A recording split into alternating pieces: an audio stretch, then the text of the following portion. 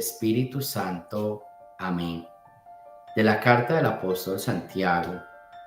Lloren y lamentense ustedes los ricos por las desgracias que esperan.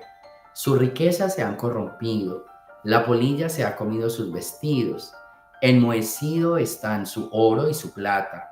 Y ese moho será una prueba contra ustedes y consumirá sus carnes con el fuego. Con esto ustedes han atesorado un castigo para los últimos días. El salario que ustedes han defraudado a los trabajadores que cegaron sus campos está clamando contra ustedes. Sus gritos han llegado hasta el oído del Señor de los ejércitos. Han vivido ustedes en este mundo entregados al lujo y al placer, engordando como reses para el día de la matanza. Han condenado a los inocentes y los han matado, porque no podían defenderse. Palabra de Dios. Del Santo Evangelio según San Marcos. En aquel tiempo Jesús dijo a sus discípulos: todo aquel que les dé a beber un vaso de agua, por el hecho de que son de Cristo, les aseguro que no se quedará sin recompensa. Al que sea ocasión de pecado para esta gente sencilla que cree en mí, más le valdría que le pusieran al cuello una de esas enormes piedras de molino y lo arrojaron al mar. Si tu mano te es ocasión de pecado, córtatela, pues más te vale entrar manco en la vida eterna que ir con dos manos al lugar de castigo, al fuego que no se apaga.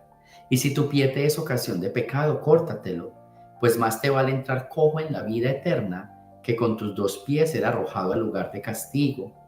Y si tu ojo te es ocasión de pecado, sácatelo, pues más te vale entrar tuerto en el reino de Dios que ser arrojado con tus dos ojos al lugar de castigo, donde el gusano no muere y el fuego no se apaga. Todos serán salados con fuego. La sal es cosa buena, pero si pierde su sabor, ¿con qué se le volverán a dar?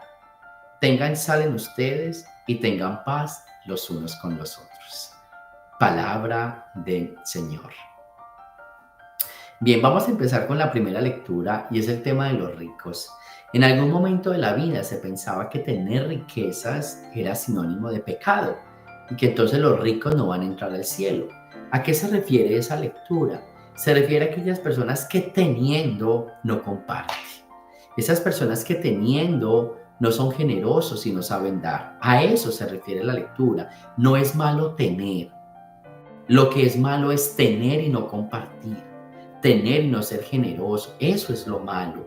Y miren, no tanto porque Dios los castiga, sino porque ellos mismos se castigan. Las personas que tienen no son generosos, son amargados, son arrogantes, son inseguros, creen que todo el mundo les va a robar, no piensan sino en tener y tener y tener y tener. En cambio, el que tiene y comparte vive tranquilo, vive alegre, vive lleno de bendiciones. Entonces, no es porque Dios no lo quiera. Lo que Dios nos está diciendo es: el que tiene y no comparte se castiga a sí mismo. Sus actitudes, su manera de ver la vida, su manera de ver lo que tiene, eso es lo que lo lleva al infierno. ¿Por qué? Porque sus pensamientos, porque sus emociones, porque sus sentimientos lo oprimen y lo hacen, lo ven bajito. Lo ven bajito, porque vuelvo y digo, es una persona llena de miedo, de inseguridades, es una persona que cree que todo el mundo le va a robar y es una persona que quiere más y más y más y más y nunca está feliz con lo que tiene y quiere tener mucho más. No caigan en esa trampa del poseer, porque eso es una trampa, ¿sí? Uno desearía tener, claro, está bien, tener no es malo, pero ambicionar tener sin dar, sin compartir, sin dar bendiciones a los demás, ahí viene lo malo, te haces esclavo. Hay una frase que dice: hay gente tan pobre que lo único que tiene es dinero. Y yo conozco mucho de ese tipo de personas, que lo único que tienen es dinero, pero perdieron su felicidad, pero perdieron las ganas de seguir viviendo. Entonces, esta lectura de hoy es un llamado de atención para aquellos que tienen. Y los que tienen poco, tienen algo, no importa, compártanlo para que se llenen de bendiciones. Lo hemos aprendido mucho, hay más alegría en el dar que recibir, pero también hemos aprendido que cuando yo doy, recibo. Cuando yo doy, recibo bendiciones y estoy más tranquilo. Entonces, Aprendamos eso de la primera lectura. Y luego viene el Evangelio con un tema que a mí me gusta. Si tu mano te hace pecar, córtatela. A mí me gusta mucho este Evangelio en esta parte, porque es que a veces los seres humanos queremos interpretar la Biblia de manera literal. Entonces hay gente que dice, ya lo dice la Biblia, no tal cosa.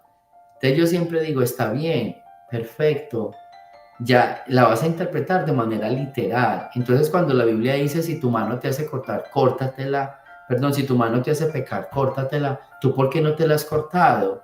Y la gente dice, no, porque así no es, hay que interpretarlo. Entonces yo siempre digo, ok, interpretamos lo que nos conviene. Y este es un error de todos los cristianos. Siempre interpretamos lo que nos conviene. Lo que no nos conviene no lo interpretamos, sino que lo aplicamos de manera literal. Esto no se puede porque la Biblia dice que no.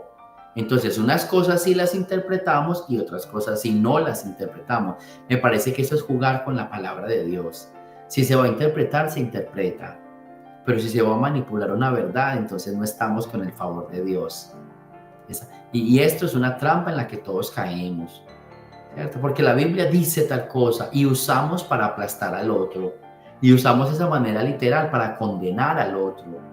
Entonces yo les voy a decir, si tu lengua te hace pecar, córtatela, porque tú eres un chismoso que vives hablando de los demás. Eso sí no lo vas a interpretar así. O qué quiere decir la Biblia. Ahí sí la vas a interpretar a tu manera. Se fija, por eso me gusta este evangelio, porque es un llamado de atención a todos, los que queremos interpretar la manera cuando nos conviene a nuestro favor, y cuando no nos conviene, entonces ahí sí la vamos a interpretar, porque quiere decir otra cosa. No seamos tan descarados. Yo creo que la palabra de Dios no se hizo para condenar a los demás. A mí me da tanta tristeza cuando en el nombre de la palabra de Dios la usamos para pelear con el otro, para quedar en ridículo, para dejar en ridículo al otro. Es que la palabra de Dios no se hizo para pelear, la palabra de Dios se hizo para bendecir, para predicar. Miren la frase tan bonita, tengan paz los unos con los otros. Pero yo conozco tantas personas, predicadores, sacerdotes, muchos, que usan la palabra de Dios para atacar al otro, para herir al otro, para ridiculizar al otro. Qué tristeza pensar que Dios quiso hablar para darnos paz y nosotros usamos su palabra con la intención de Él, que era darnos paz, para herir al otro. Eso me duele tanto, pero cada uno piensa lo que quiera. Yo lo único que quiero pensar es que Dios nos habla en su palabra y no nos habla para manipularnos y no nos habla para castigarnos y no nos habla para amenazarnos. Dios nos habla para llenarnos de bendición. Cada enseñanza, por fuerte que sea y por dura que sea, tiene una bendición escondida. Eso es como cuando un papá o una mamá que ama a sus hijos les habla y a veces pareciera que les hablara duro o grosero, pero detrás de esa dureza o grosería lo que hay es una bendición. Y la mamá no quiere que su hijo sea ridiculizado. La mamá no quiere que su hijo, pisotearlo. Lo único que quiere mamá y papá es bendecirlo, ayudarlo, iluminarlo. Entonces vamos a pedirle al Señor que nosotros usemos esta palabra, no para aplastar a nadie, que nosotros usemos esta palabra para bendecir. No use la palabra de Dios para condenar a los hijos de Dios. Deje ese papel a Dios. Cuando alguien te pregunte, ¿y esto qué pasa? ¿Y la salvación? Yo no soy el dueño de la salvación, es Dios. Llámelo a Él y pregúntele a Él. Yo solamente uso su palabra para bendecir, para iluminar, para orientar. Para eso la uso, para nada más. Porque Dios quiere que tengamos paz los unos con los otros. Por favor, si tú vas a hablar de la palabra de Dios, si tú vas a hablar de Dios, si tú vas a usar su palabra, que sea para darle paz a los demás. A mí me parece, yo no sé, pero me parece tan bonito que cuando alguien escuche hablar de Dios, se llene de paz. Que cuando alguien vaya a la Eucaristía y escuche la predicación, se llene de paz. Porque eso fue a buscar a Dios. Y Dios es amor. Pero que es que hay que sanar el pecado, pero no se preocupe, que donde hay amor no hay pecado. Es que hemos trabajado toda la vida por anunciar el pecado y cada vez seguimos pecando. Pero si nos preocupamos por anunciar el amor, automáticamente dejamos de pecar. Pero como no hemos podido, como tenemos una fiebre por condenar, por criticar, por mandar al infierno desde la palabra de Dios, santísima palabra para mandar al infierno, que yo no sé si ese sea un buen uso. Si nosotros usáramos más la palabra para enseñar el amor, viviríamos diferente. Porque fue la única enseñanza de Jesús. Ámense los unos a los otros. Y hoy dice que tengan paz los unos con los otros. Él no dice otra cosa diferente. Pidámosle pues a Dios que nuestra boca profiera bendiciones y que desde la palabra de Dios, o que la usemos siempre para bendecir, para iluminar, lo demás se lo dejamos a Dios. Anunciemos el amor y no existirá el pecado.